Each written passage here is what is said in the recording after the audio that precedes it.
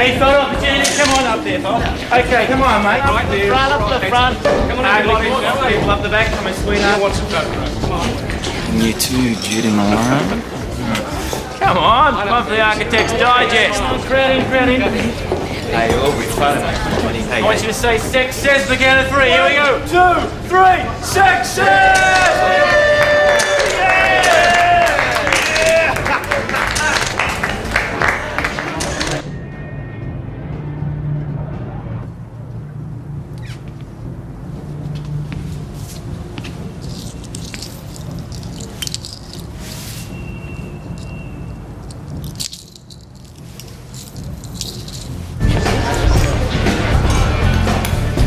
He'll bring you down.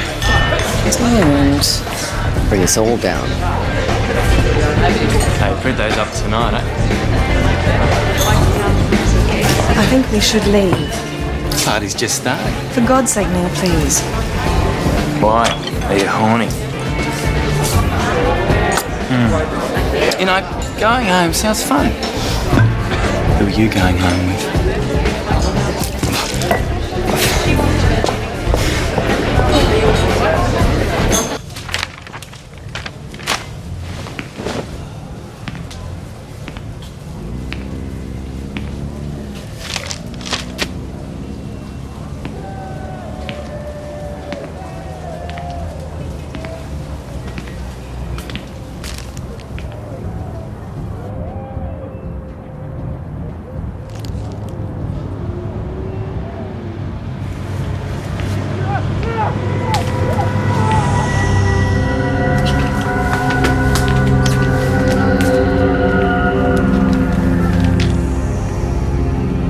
Thorne here, Inspector Malcolm Thorne, Central Homicide.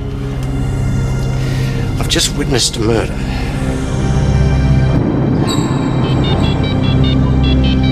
Murder call, Central 10, standing by for VKG. Go ahead, Central 10. We have a deceased at this location. It appears suspicious. Could we have Central detectives homicide and crime scene attend? Central 10, copy that.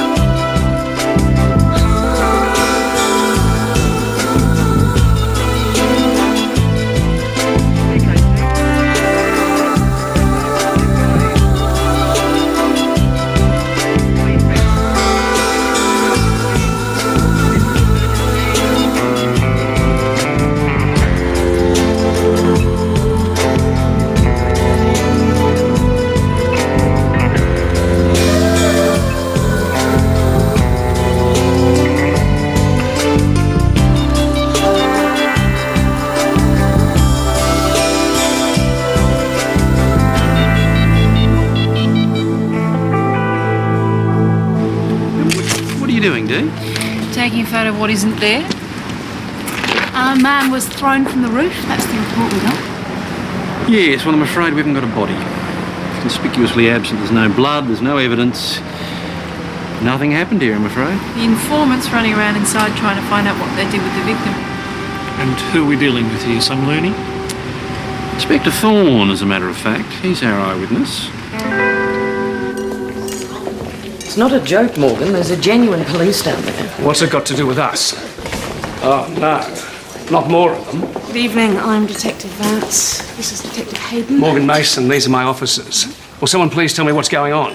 Some person claiming to be a detective inspector barged in here and demanded to know which one of us had moved the body. Right, that'll be Inspector Thorne. Could you tell me where he is? I have no idea. I'm going to have to ask you and your guests some questions, I'm afraid, Mr. Mason. I'll check up on you. Hello, Mrs. Judy St. John, what's going on? We just have a few questions we'd like to ask Mr. St. John. If you could wait over there. Thank you.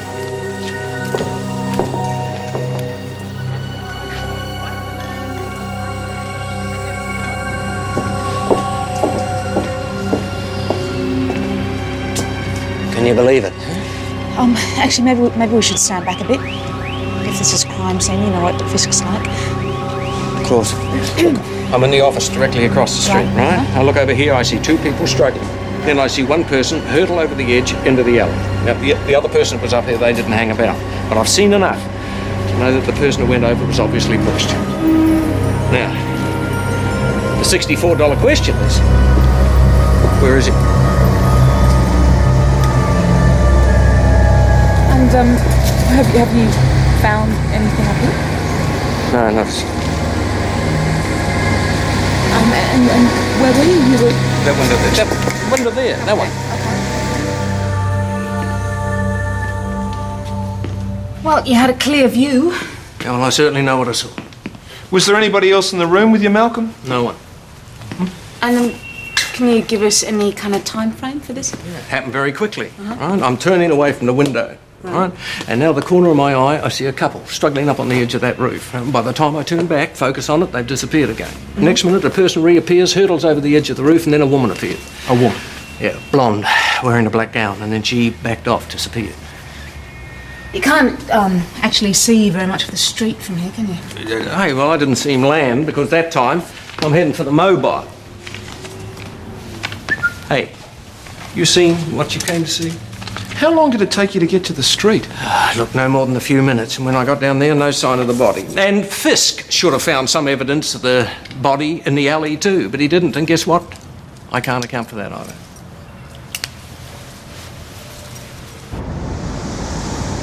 It's the law of gravity, for God's sake. There's got to be some evidence down there. Maybe he bounced. Yes, I don't think so, Constable. That only happens in expensive American cinema. Well, we have an eyewitness, haven't we? He's sure he saw it. Yes, well, seeing it doesn't necessarily mean that he saw it. What? Thorne was very adamant about what he saw. Yes, but it can be stressful seeing a specialist. Oh, hang on. What kind of a specialist? Urologist. What's he seeing a specialist for? He didn't say. How serious is this? Well, he's not going to tell us, is he, Dee? Has he got cancer? Oh, Constable, really, I don't think this is a subject that we should be discussing. Why not? At his age, he's in the ballpark. Dee, please. You don't just go to a specialist for a checkup.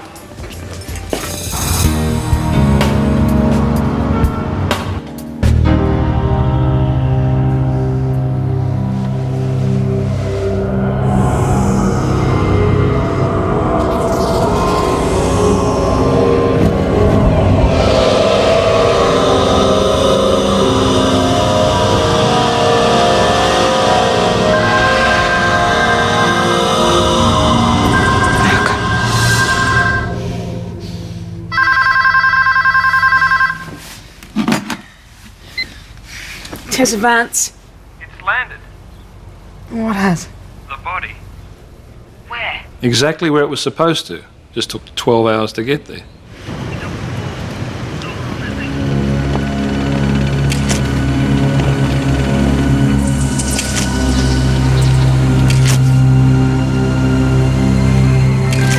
And now we've got an ID. What's his last name? Deja Vu? Now, his shoes and socks have been removed, which is odd. We've got people searching the local bins and rubbish skips. Neil Charlton, Mason and Associates.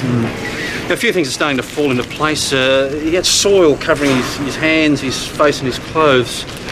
Well, are you suggesting he's been buried? Well, I wouldn't put anything past this corpse. He's been remarkably active for someone who died 12 hours ago. I'd be the best judge of when he died, thank you. Fair enough, Imogen. He's got a fractured skull, broken neck.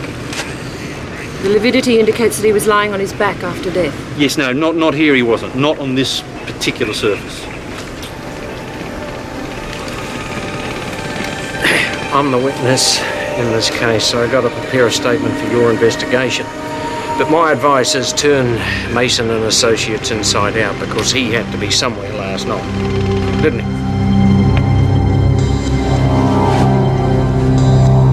It's Neil. Mrs. Charlton, if you're up to it, we'll need to ask you some questions down at homicide, I'm afraid. Of course. Obviously, you don't believe this was an accident.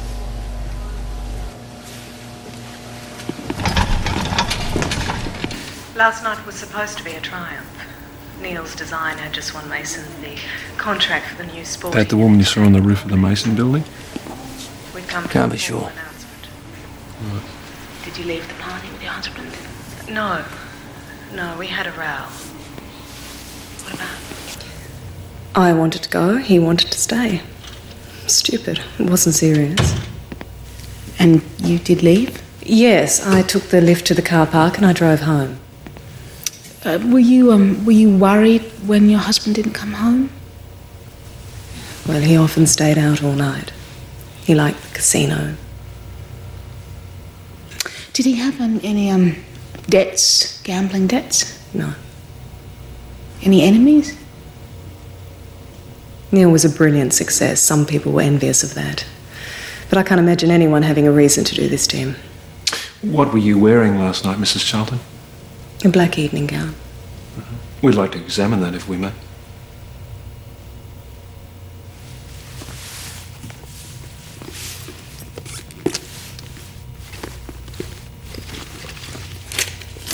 You can pick it up there. My whole life is clothes and parties, Detective. I always have everything dry cleaned the morning after. May I go? Yeah. Thank you.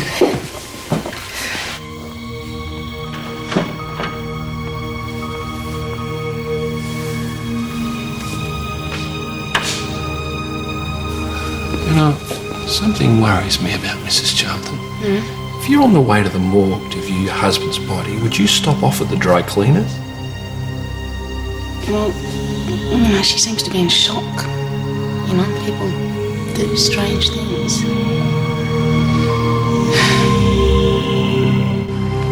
Which would be Neil Charlton's office? Straight through to the left. I'd like to ask you a couple of questions, Mr. Mason. In my office. Mr. Mason will be making a statement in due course. Look, if you start jumping to conclusions and publishing them as headlines, you could look very foolish. The papers have got onto this missing for 12 hours business. Now, you better make a statement before they start trotting out the alien abduction theories. Well, I can't tell them what I don't know, Rafe. This is Detective Vance, Rafe St. John. Detective. Mr. St. John. Judy's my wife. You work here too? Rafe's in law and a friend. To be frank, Judy's in no state to be here, but she insisted. If it all gets too much... I'd like to book in for Of course. body massage. I'm due in court. Mr. St. John, were you at the party last night? I was invited, but I was held up in chambers. Did you know Neil Charlton? Not well. I ran into him at the odd function. Kristen's an old chum. Social obligations detective. We're all part of Rent-A-Crowd. We dress up, we turn up. As a matter of fact, I thought the man was an obnoxious social climbing creep who believed his own talent excused everything else. Shame to speak ill of the dead, but hypocrisy isn't my strong suit. I must go. I'll keep an eye on Judy. Detective? Look, I'm not a hypocrite either. Neil wasn't the easiest person in the world to get along with, but Rafe's wrong about his talent. He did excuse everything. Look, I can't tell you how I feel about this. I'm devastated. I was just about to make Neil a full partner. Do you mind opening that for me? Neil had a thing about security. We're involved in the tendering process all the time. It's extremely competitive. Did you see Neil leave the party last night? No, I spent the early part of the celebrations in my office. We just won a major contract. There was work to be done. Right. So you wouldn't have seen his wife, Kristen, leave either? I understand there was some row, but it doesn't surprise me. Neil was drunk. Really, was he? Neil was already drunk at the reception. It was embarrassing. But Neil enjoyed it. He was that sort of person. Right. Did this cause problems within his marriage, do you think? I suggest you ask his wife. Well, surely you have an opinion. Marry someone like Neil, you deserve what you get. What were you wearing last night? What does that have to do with anything? It's a simple question. I was in uniform, evening gown, black. An evening gown. What colour? Red. Poor Neil. May I? They were taken last night at the party. Tell me, did Neil ever talk about his private life? Neil had nothing in common with the rest of us, except the work. And he smoked. Would you mind if we borrowed these? No.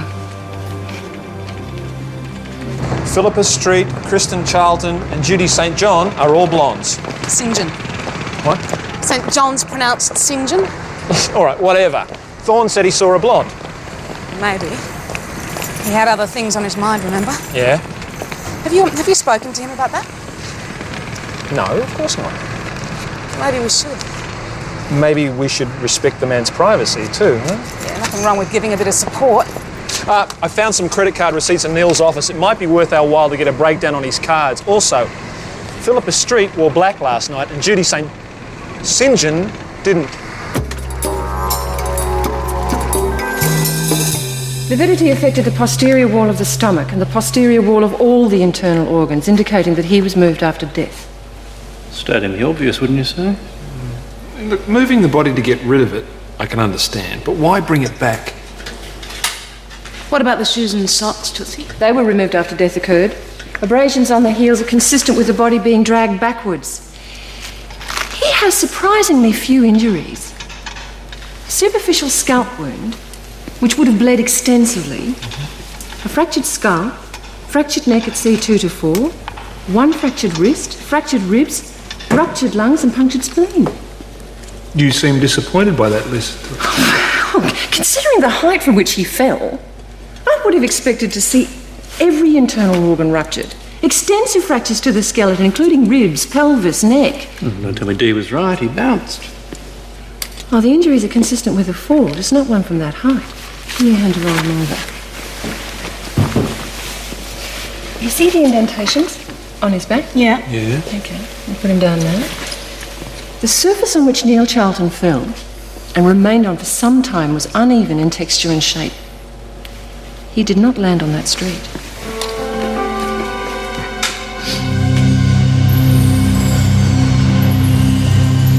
Now, Neil Charlton's fingers. They were smeared in fish oil. I've analysed this and compared it with samples taken from both the caterers and the rubbish removed from the party. Now, Neil had his fingers in Ossetra caviar. Now, it's not quite the best, but certainly rare enough for a match.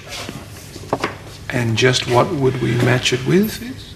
Well, we do have an eyewitness that saw Neil grappling with his murderer. Now, stains would have been left on the garments. Right.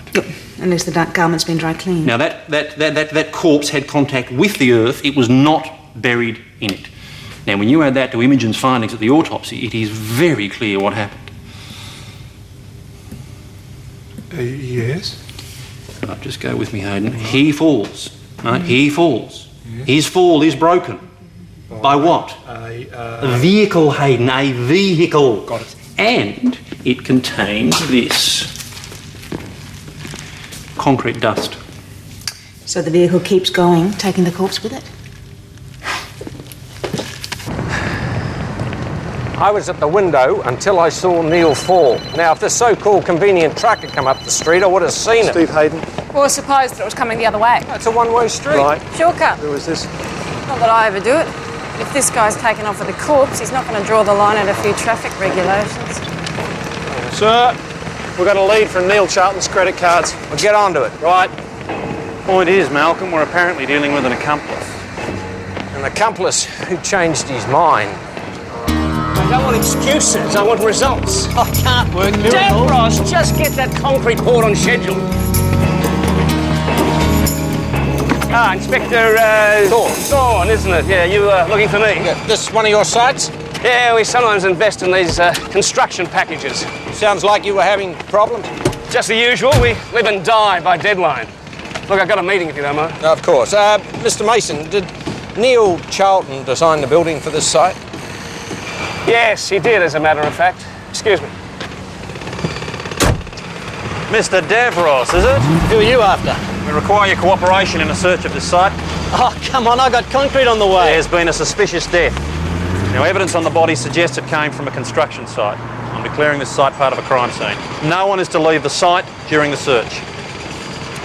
I want to examine those trucks. Damn. Bear with me. Sorry, I won't be long.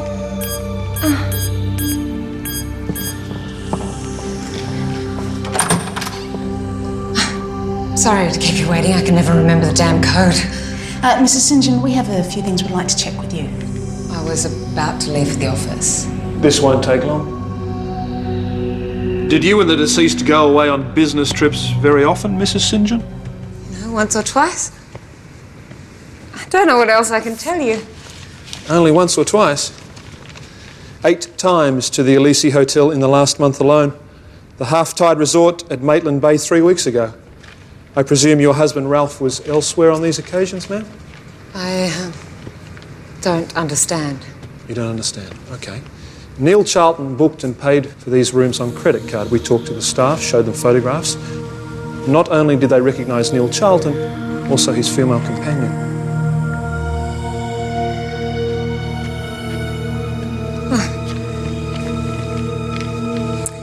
Oh, God. Mrs. St. John, is this coat yours? What? This coat, is it yours? Yes, of course it's mine. Did you wear it to the party of your red dress? Yes.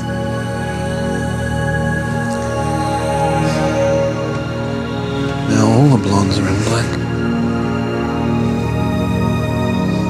Does my husband have to know about this? I don't want to hurt Rafe. I'm afraid we can't make any promises. Could you tell us about your relationship with Neil? It was a fling, that's all. It was already over.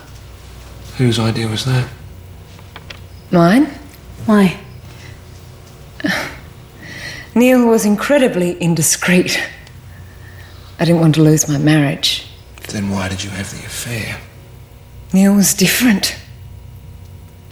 Rules didn't mean anything to him. That's very exciting when you've been brought up with rules all your life. Who else knew about the affair? Philippa Street? I didn't tell people. And Neil didn't care who knew. He wouldn't have cared if Rafe had known. Okay, let's be clear about this, shall we? You were scared your husband was going to find out about the affair, and you couldn't be sure that Neil was going to keep quiet about it. Is that how it worked? That's not... I didn't mean it that way. Did you leave the party last night? No. Yes, but only because the toilets were in the corridor. Did you go up on the roof? No. Mrs. St. John, did Neil's wife, Kristen, know about your affair? Yes, I knew. How did you find out? Neil was a lot of things, but discreet, no. He told me. And why would he do that? If I remember rightly, he wanted to hurt me at the time. Did he? Neil needed his adventures. They gave him the illusion of freedom. Yes, he hurt me. That's how you find out how much you care. Judy was just the latest. It wouldn't have lasted. They never did. Any chance you were mistaken? I was not mistaken. I knew Neil better than he knew himself. Did he ever say he was going to leave you? Mrs. Charlton? I told you Neil liked to say things to hurt me, but he would never have left me.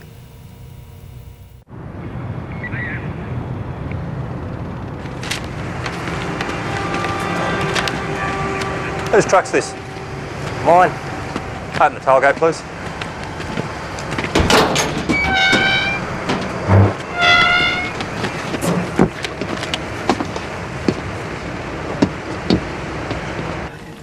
They know about everything.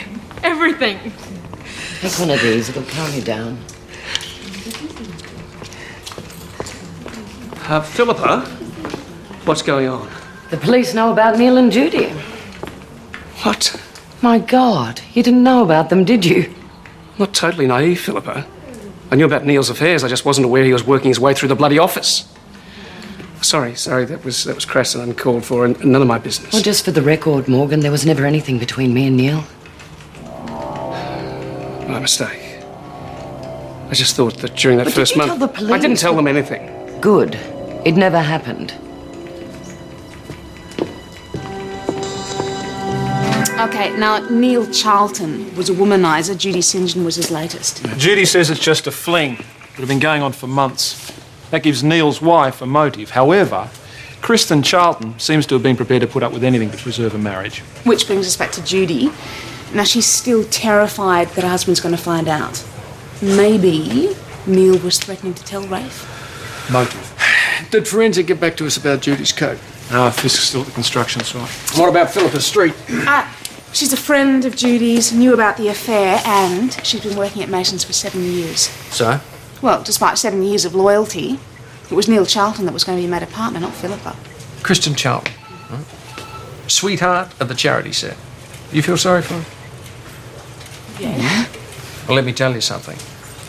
The second husband left Kristen for his secretary, and it took her all of 4 years to bleed his company entirely dry. Now, do not underestimate her because she's one tough lady. Oh. I see. All right. Morgan Mason, Philippa Street. I'll toss you for it. Hey, Yeah? do you think he's all right? Yeah, he's all right. Just let it be, huh? Yeah, no, but, you know, he was there on his own. His wife wasn't even there. You know, it's horrible to think that he'd have to go through all that on his own.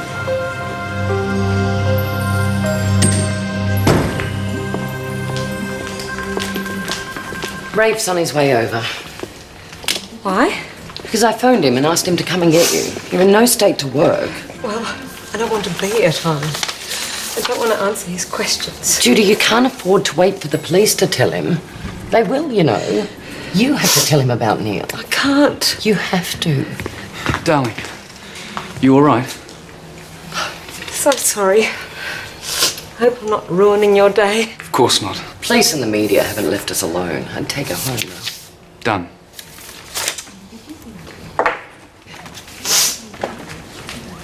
Phone if you need to talk, day or night, it won't matter.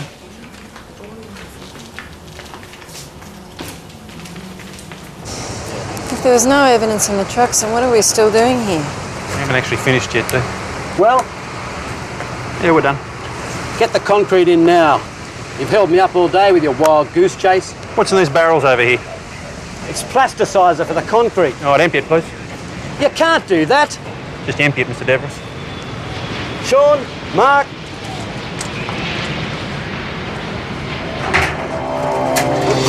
Yeah, stop. Jackpot. Whoa. Where are you off to? Come with me, sir. I do believe we found Mr. Charlton's footwear.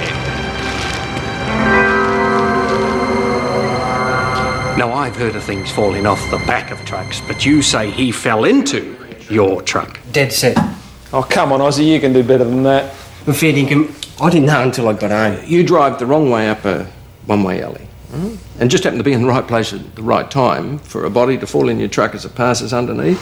One coincidence there too many, Oz. Always nick up the wrong way.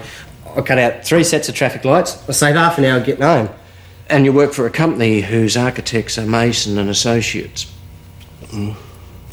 Who paid you to get rid of them, Ozzy? No one. I get home, I check the truck, and there's this bloke caught up in the tarp. Very convenient, that tarp. Made sure no bloodstains got on your truck, didn't it? I laid it on top of the fill to stop it blowing around. That's environmental. Okay. Oz, why did you take his shoes and socks off? Fingerprints. I pulled him out of the truck feet first, then I realised, see, I've got my fingerprints all over his shoes, so I took them off. But why the socks? Well, I touched them when I was taking off his shoes. I thought, you know, I didn't want to take no chances. You wouldn't be having the end of us, would you, Ozzy? No. Why'd you bring the body back? I remembered hearing a bit of a bump when I was going down the alley. I thought maybe that's where he fell in the truck, so I took him back there. I just wanted to be someone else's problem. Consider the alternative. The killer plans a cold-blooded murder, and the accomplice is... what was his name? Ozzy. I mean, you saw him. I don't think so. He would have phoned the police.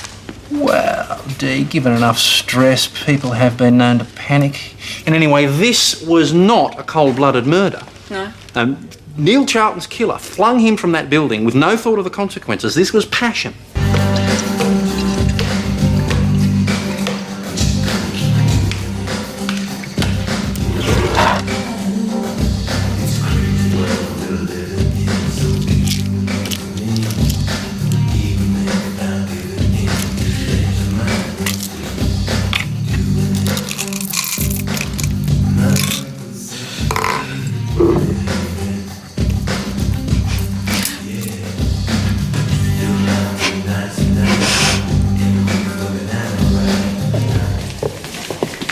Faithful Philippa, still playing workaholic.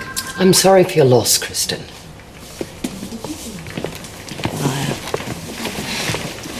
You didn't have to collect his things. We would have sent them over. I'm sure. And if there's anything else that I can... Oh, spare me. Save it for the press, Morgan. We both know how much you resented Neil. Neil was a very valuable asset to this company. And he made you look like a has-been in the process. My achievements speak for themselves. Spoke, Morgan, past tense. How long since anyone wanted to build something you designed? I think you've said enough.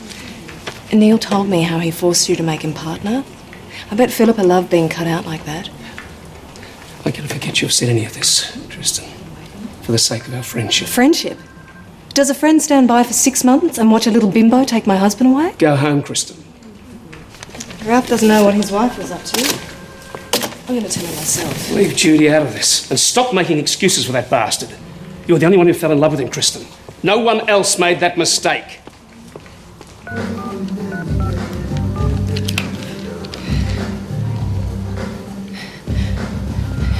Please. It's me. I need you. I've done something really stupid.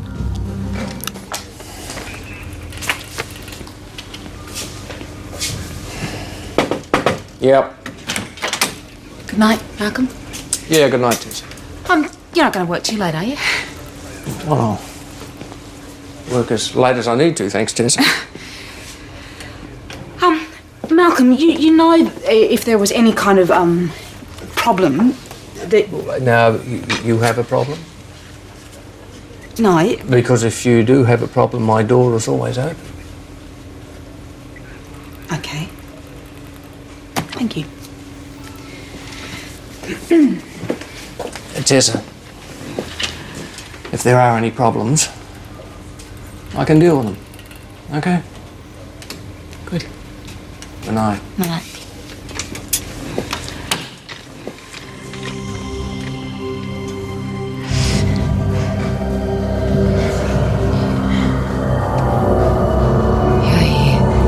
Here. Call an ambulance. Help me.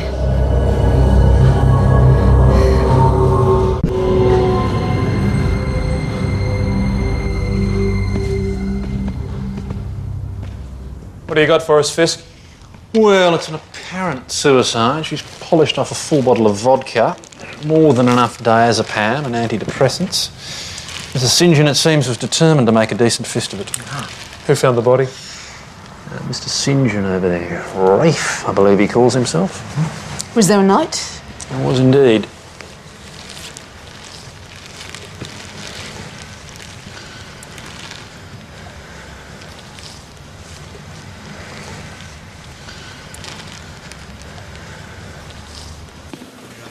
Philippa called, said Judy was upset, needed to be taken home. I cancelled everything and picked Judy up. Did you stay with her? No. I intended to, but then she told me why she was upset. She'd been having an affair with Neil Charlton. I see. This isn't news. What happened then, Mr. St. John? I behaved like any fool who's ever been betrayed. I accused her, I yelled at her, and I walked out on her. Where did you go? I have a flat near my chambers. Told her I was going there to think, decide what to do. What time was this? Around 7. I went and got drunk first. Didn't get to my flat until midnight. And there was the light flickering on the answering machine. Your wife called you? I presumed it was Judy. No one else knew I was there. She rang for help. If this was around midnight? I didn't play the message, Detective. Too drunk. Too depressed. I didn't play that message until I came to this morning. She died while I was nursing my battered, bloody ego. Her blood screen showed a high level of alcohol and diazepam in her system. Have the contents of the glass been determined? Yes, neat vodka. Well, the interesting thing is, she also ingested a large quantity of antidepressants relatively close to the time of death. It was still in her stomach. It had been dissolved in water, not vodka. There was no water glass there, was there? Any chance she used the vodka glass to down the pills? No, none whatsoever. I would have found remnants. There was another glass on the kitchen bench, though. She had been profoundly sleepy, weak, very little coordination. Too out of it to get to the kitchen. Exactly. She'd managed to get off the bed. She'd have been lucky just to stand up. Someone fed her the other pills. Okay. All right, punch in the code. Okay. System is online. Yep. Right. Downloading data. There you go. You punch in a private code to enter or leave the house. The system records the time. Okay. The last entry is for 6:12 a.m., which confirms the time Rafe said he got back to the apartment this morning. Hey, the front door was open twice last night, 10:05 and 12:15. Judy had a visitor. Tootsie was right. Someone had a code. So someone let themselves in, fed Judy the antidepressant tablets? Yes, and watched her die. We find out who else had the code to the front door. Yeah, thanks.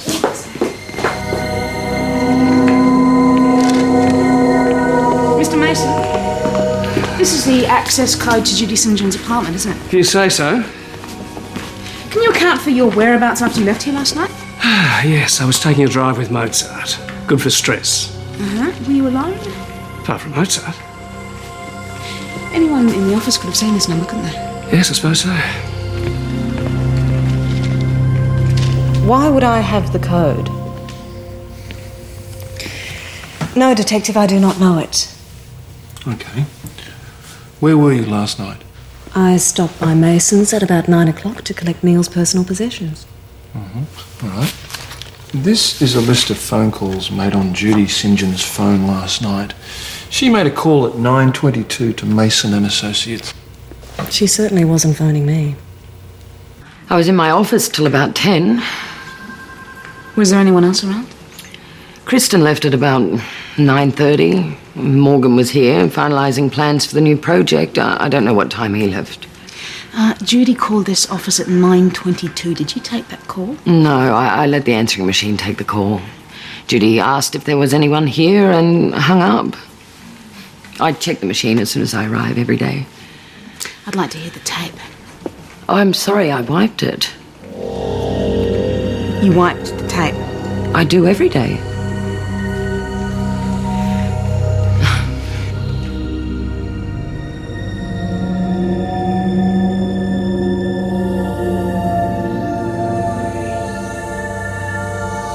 What did you see, Malcolm?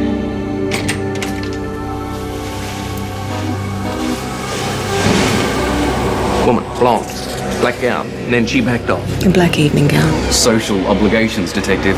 We're all part of Rent-A-Crowd. We dress up, we turn.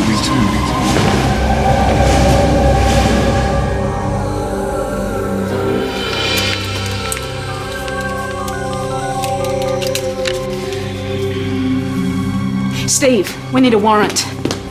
Mr. St. John, we obtained a search warrant this afternoon. We took the tape from the answering machine at your flat. You wiped that message that Judy left on the machine. Did I? Thoughtless thing to do. I was stressed, upset, hungover. The tape was old, and you see, with old tapes, wiping the messages doesn't necessarily remove them completely, as you'll see.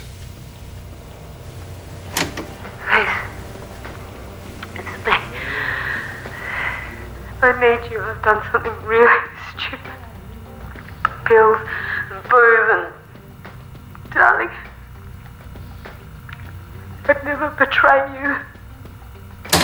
What does she mean about not betraying you? I assume she meant her affair with Neil Charlton. She didn't consider that a real betrayal. And there was an earlier message. It's Neil returning your call. Yeah, we can meet, no problem. Think I know what you want to talk about. The rooftop, 6. Business meeting on the rooftop? The appointment wasn't urgent. I didn't keep it. I'll never betray you. That was in the suicide night, too. But your wife knew, didn't she? She saw you come down off the rooftop that night. That's speculation, Detective. We also searched your chambers, Mr. St. John.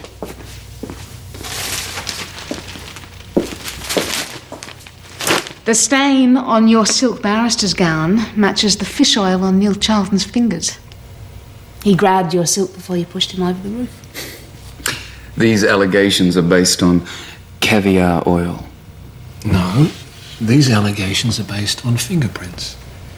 Neil Charlton's fingerprints left in caviar oil on your silk, Mr. St. John. It's St. John. Whatever.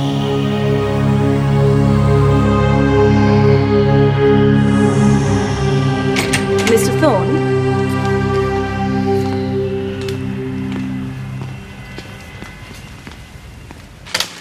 And your theory on why he killed his wife?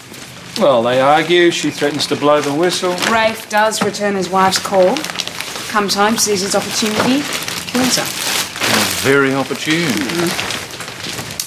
Rafe St. John, eh? I always thought it was Ralph, but there you go. Must have worn these from chamber to commit murder. Careful of the evidence, Fisk. Yes, blondes in black, eh? It's going to be a very interesting trial, Malcolm. Rafe St. John will have the best defence money can buy. How did you make the connection? It was a doctor's kite, actually. Well, you do realise the defence are going to have a field day when I'm in the witness box with my evidence, don't you? How do you figure that? Well, blondes in a black gown. Prosecution will love that. See you in the bar. What a good idea. Malcolm, are you going to come for a drink? It was a good result. Well, thanks all the same, Tessa, but I had a good result myself today, so I'm going to go home and split a bottle of bubbly with the wife.